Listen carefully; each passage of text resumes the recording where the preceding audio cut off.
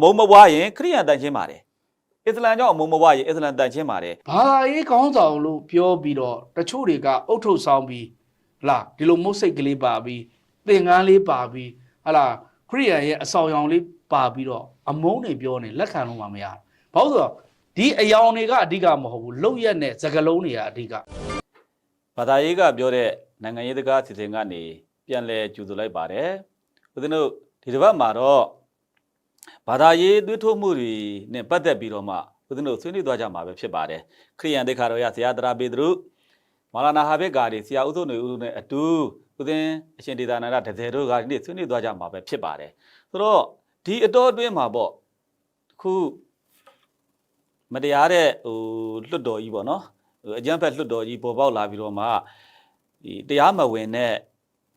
အစိုးရဆိုတာကြီးပေါ်ပေါက်လာတဲ့အချိန်ပေါ့နော်အတော်အတွင်းမှာချိန်ကိုက်ဘာတွေဖြစ်လာလဲဆိုလို့ရှိရင်ဒီ TikTok platform တွေပေါ်မှာပေါ့နော်တချို့လည်း Facebook platform တွေပေါ်မှာရော YouTube တွေပေါ်မှာတွေ့ရပါတယ်အဲ့ဒီပေါ်မှာဘာတွေရောက်လာလဲဆိုရင်ဘာသာရေးနဲ့ပတ်သက်တဲ့အ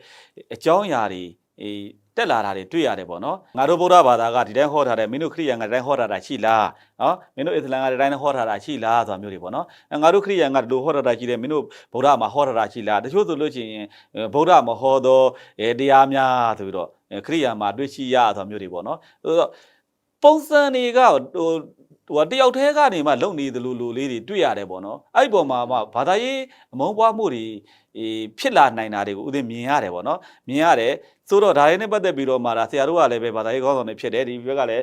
ဒါအစ္စလမ်အနေနဲ့ဒါခေါင်းဆောင်တွေဖြစ်တာပေါ့နော်ဖြစ်တဲ့အခါမှာဒါတွေကိုဥသိတို့ကစိတ်ခံစားချက်တွေထည့်ပြီးတော့မှတယောက်နဲ့တယောက်အမုန်းမပွားကြဖို့ပေါ့နော်မကွဲပြားကြဖို့ဘာလို့ဆိုတော့ဒီနိုင်ငံမှာဒီမြေကိုနေဒီကိုတောက်ပြီးတော့မှတမြေတဲ့နေဒီတဲ့တောက်နေတဲ့ညီကိုမောင်ပွားချင်းချင်းတွေရန်ဖြစ်နေလို့ရှိရင်တခြားစမိတ်စာကသူ့အာဏာကိုပို့ပြီးတော့မှစုပ်ကင်ပြီးတော့မှခိုင်မြဲအောင်လုပ်သွားနိုင်တယ်ပေါ့နော်သူတို့လုပ်ချင်ရလုပ်ဒီဘာသာရေးနဲ့လှည့်တိုက်ထားတာတွေလည်းခေတ်ဆက်ဆက်လုပ်ခဲ့ကြတာဆိုတော့လေအဲ့အမျိုးတွေရှိတော့ဒီနေ့ဒါကြောင့်ဒီကြောင်းရာလေးကိုဆွေးနွေးတာဖြစ်ပါတယ်ဆရာမြင်တာလေးပြောပါဦးဗျာ online ပေါ်မှာဘာတွေတွေ့လဲဟောဒီမှာတပည့်တော်မြင်တာတော့တိတ်မကြခင်ကာလာဆိုမှပါလက်စတိုင်းစစ်ပွဲပြီးတဲ့နောက်မှာခရီးယန် base တွေအများကြီးအတုတွေပေါ်လာတာပေါ့နော်ခရီးယန် base တွေပေါ်လာပြီးတော့မွတ်စလင်မုန်းတီးတွေအရင်လောက်တယ်နောက်ပိုင်းတော့ငါတို့ကကယ်တင်ပြီးတော့ဗုဒ္ဓမကယ်တင်မှုဆိုတဲ့သဘောမျိုးတွေရေးတယ်တစ်ဖက်မှာလည်း page တွေကဗုဒ္ဓဘာသာ page တွေပေါ်လာတယ်ပေါ်လာပြီးတော့အဲ့ဒီဘက်မှာလည်းဒီခရစ်ယာန်နဲ့ပတ်သက်ပြီးတော့အမုန်းတွေပြောတာတွေရှိတယ်အစ္စလာမ်တွေနဲ့ပတ်သက်ပြီးပြောတာတွေရှိတယ်ဆိုတော့နံပါတ်1သိထားမှာကဘာမှာအာရီယန်ဘာသာတရားနဲ့အစ္စရာဟိနဲ့ religion ဆိုတာလုံးဝတချို့ကိစ္စတွေဘလို့မှညှိနှိုင်းလို့မရညှိစရာလည်းမလိုအစ္စရာဟိနဲ့ religion ဆိုတာအားလုံးကဆရာတို့ကျွန်တော်တို့ဒီဖန်သင်းရှင်ကိုလက်ခံဟုတ်တယ်နော်ဖန်သင်းရှင်ကိုလက်ခံတဲ့သဘောတရားတွေတော်တော်တူညီတယ်တချို့ဆရာတို့နဲ့တပည့်တော်တို့နဲ့ကြားမှာတော့မှကွဲပြားတာတွေအများကြီးရှိတယ်ဟုတ်တယ်ကွဲပြားတာတွေအများကြီးရှိတယ်အဲ့တော့ဒီဘက်မှာကကျတော့အာရီယန်ဘာသာတရားဆိုတော့ဥမာဟိန္ဒူရှိမယ်ဂျိမ်းရှိမယ်ဗုဒ္ဓသာသနာရှိမယ်နော်ဒီလိုသာသနာတွေကကျတော့သူကဖန်ဆင်းရှင်ကိုလက်မခံတဲ့ဘာသာဆိုတော့ဒီဘာသာတရားတွေဆိုတာတယောက်နဲ့တယောက်ပြိုင်မှုပေါ်တာမဟုတ်တာနော်တယောက်နဲ့တယောက်ပြိုင်ကြဆိုင်ကြတယောက်နဲ့တယောက်မင်းကတာတယ်ငါကတာတယ်ဆိုတော့အဲ့ဒီအပြိုင်တိုက်ဖို့အပြိုင်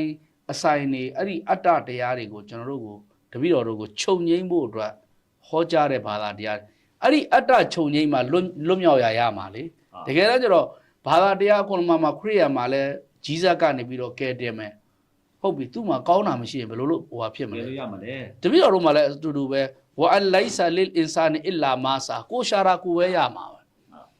ဲသူများဘာသာတရားကိုအမုန်းတိုက်လို့ကုသိုလ်ရတဲ့ဘာသာတရားဘယ်မှမရှိဘူးတပည့်တော်နားလေတာတော့ဟောတော့ဓာရီဟာဥသိမ်းစိန်လက်ထက်မှာကျတော့အရင်တုန်းကတပည့်တော်2010မှာကအဲ့တော့ SIM card တွေစသုံးလာတာပဲရှိတယ်ဖုန်းဆိုတာလူတိုင်းမသုံးနိုင်ဘူးအဲ့ဒီလိုကာလမှာတောင်မှအမုန်းစကားတွေဖြန့်ပြီးတော့ပရိပက္ခတွေဖန်တီးခဲ့နိုင်တယ်အကြမ်းဖက်မှုတွေလှုပ်ဆော်ခဲ့နိုင်တယ်ဆိုတော့ဒီဘက်ခေတ်မှာကကျ social media ကအများကြီးဖြစ်သွားတယ်။မှသူတို့စေအုပ်စုဘက်မှာဆိုရင် VK ဆိုတာရှိတယ်။မှရုရှားကထုတ်တဲ့ဒီ application အဲ့ဒါနဲ့သူတို့ထဲမှာသူတို့ဝါဒဖြန့်တယ်။ဒါတစ်ကြောင်းတစ်ထပ်ဒုတိယကဘယ်မှာရှိတော့ဆိုတော့ Telegram မှာ Telegram channel တွေမှာအဲ့ဒီသူတို့စစ်တပ်ထောက်ခံတဲ့နော်ဟိုဘာတော့သဇင်ဦးတို့ကျော်စိုးဦးတို့အဲ့ဒါတွေအပြင်ကိုတခြားသော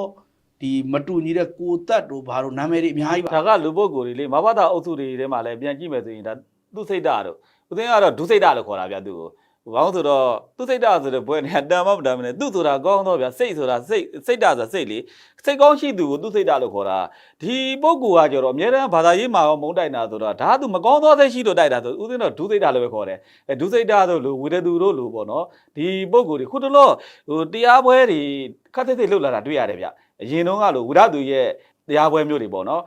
ဟိုတုန်းကဆိုရင်ဦးသိန်းတို့63 94ပတ်ဝန်းကျင်လားအဲ့ပတ်ဝန်းကျင်လောက်ကထင်တယ်နော်95 2000ပတ်ဝန်းကျင်ပေါ့ဗျာအဲ့ပတ်ဝန်းကျင်မှာဆိုလို့ရှင်လည်းဝိရသူရဲ့တရားပွဲတွေတွင်တွင်ကြဲကြဲလို့တော့မှဘာသာရေးတွေမုန်းတိုက်တာတွေတော်တော်တွေ့ရတာဦးသိန်းတို့ရဟန်းငယ်ဘဝကိုရင်ကြီးဘဝသကုမကုဘဝတွေမှာလေကြုံရတာတွေရှိတဲ့ခါရောက်တော့မဘာသာအုပ်စုတစုလုံးကလည်းပဲဒီ channel တွေမှာတိုက်လာတယ်ဒါကဦးသိန်းကဖြစ်ဆက်ပြောတာပါဗျာဟုတ်ဆက်သွယ်တယ်မှာဆိုတော့ Telegram ရှိမယ် Telegram မှာလည်းအဲ့လို channel တွေအများကြီးပဲပေါ့နော်မသိရင်မဲ့သူတို့ဗုဒ္ဓဘာသာကိုပဲကာဝယ်တယ်လို့နဲ့တကယ်တမ်းပြောမှဆိုရင်တော့စစ်တပ်စိတ်ကြိုက်ဝါရဖြန့်ပြီးတော့မှိုင်းတိုက်တာလို့တပည့်တော်မြင်တယ်ဒီအပြင်ကိုဘာထက်ရှိလို့ဆိုတော့ TikTok ဆိုတာပေါ်လာတော့ပို့ဆိုးတယ် TikTok မှာကတော်တော်များများကိစ္စတွေကိုဘန်းတာမလုပ်မှဘာသာရေးနဲ့ပတ်သက်ပြီးမှဟို Facebook မှာဆို keyword သုံးရင်အဲ့ဒီမှာဆိုဘန်းတယ်တတ်တယ်ဆိုတာမျိုးသုံးရင်ဘန်းတယ်သူ့မှာအဲ့လိုပေါ့ပတ်တန်တွေရှိတယ်အဲ့ဒါတွေနဲ့ညှင့်ရင်အကုန်လုံးဘန်းတာဒါပေမဲ့ TikTok မှာじゃအဲ့လိုမဘန်းတဲ့အပြင်ဘာသာတရားတွေနဲ့ပတ်သက်ပြီးအားရပါရအမုန်းတိုက်တဲ့ဗီဒီယိုတွေတောင်မှသူကဒီတိုင်းလွတ်ပေးထားတယ်ဟုတ်လဲဟုတ်ပေးတာဟုတ်ပေးတာအဲ့တော့အဲ့ဒါတွေကလည်းပို့ပြီးတော့လူတွေကြားထဲမှာပြန့်နိုင်တယ်နောက်တစ်ခုကလူတွေဆိုတာကမြန်မာနိုင်ငံမှာကဟိုဟာဆရာတို့ဖုန်းဖုန်းတို့လည်းသိတဲ့အတိုင်းဘယ်သူမှစီးပွားရေးအဆင်မပြေဘူးเนาะဘယ်သူမှစီးပွားရေးအဆင်2024ရဲ့စစ်တမ်းတွေအရပြောမယ်ဆိုရင်တော့မြန်မာနိုင်ငံရဲ့လူတန်း42တန်းနီးပါးလောက်ကသူကအငတ်ဘေးနဲ့ကြုံတွေ့ရတယ်လူဆိုတာဘိုက်မဝရင်ဒေါသဖြစ်တာပဲဆိုတော့အဲ့ဒီဒေါသဖြစ်နေတဲ့ဟိုပောက်ကွဲလူဆဲလူအဖွဲ့အစည်းကိုဘာလုပ်တာတော့ဆိုတော့ဒါပောက်ကွဲသွားအောင်လို့ social media တွေသုံးပြီးတော့မသိရင်ပဲဘာသာတရားတွေအပြန်အလှန်ပြောနေကြတရားအောင်ပေါ့နော်တကယ်တော့ဆရာတို့ရဲ့ခရီးယန်မှာလည်းတီးတဲ့ဘယ်သူမှအဲ့လိုပြောတဲ့ page officially မရှိဘူးကျွန်တော်တို့မှလည်းမရှိဘူးဖုန်းတို့မှလည်းမရှိဘူးဒါပေမဲ့အဲ့ဒီ page တွေကဘယ်ဟာမှလည်းမသိဘူးဒီပုံလူပုဂ္ဂိုလ်တွေအားလုံးကိုကြည့်လိုက်ရင်လည်းဒီ Facebook account တွေက3လ2လပဲရှိသေးတယ်ဆိုတော့1လ2လရှိတဲ့ account